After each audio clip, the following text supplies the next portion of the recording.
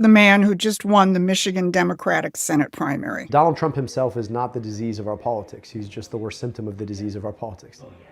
And the disease is the system that allows corporations and billionaires and would-be oligarchs to buy and sell politicians to do their bidding. Oligarchs. Hold on to that word.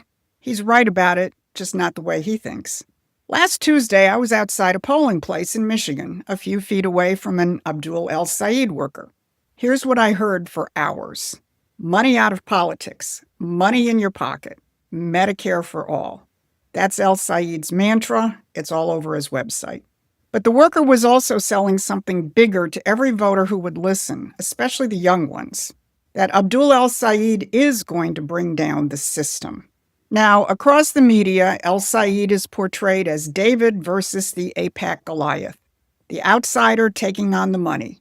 He's described as the insurgent burning the system down, along with the rest of his socialist cronies. But what if he's not bringing the system down? What if he's actually guarding it? I'm Susan Kokinda, and I'm sitting at ground zero in Michigan in this Senate race. With decades of experience in fighting the real enemies of this country, whatever color they make themselves, left or right. So if you want to follow the real fight, hit those like, share, and subscribe buttons. Today, I'm going to show you what lurks behind El Sayed's public profile and his campaign slogans. First, who is actually putting money in your pocket. Second, the control strategy El Sayed doesn't want you to see. And third, the biggest fraud of all, money out of politics. So the El Sayed team and the rest of the Democrat, Socialist, Communist crop have latched onto money in your pocket as their lead campaign slogan. Well, let's look at who's actually put money in people's pockets.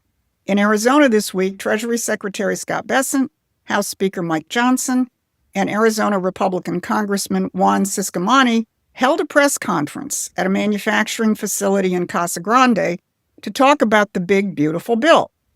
The congressman shredded the Democrat socialist talking point that this bill was written for the rich. Not a lot of billionaires work in this building.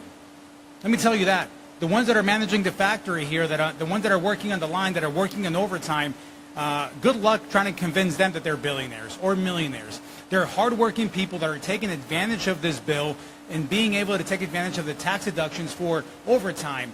And I've heard repeatedly from so many of them that this year they received the largest tax refund they had in their entire lives.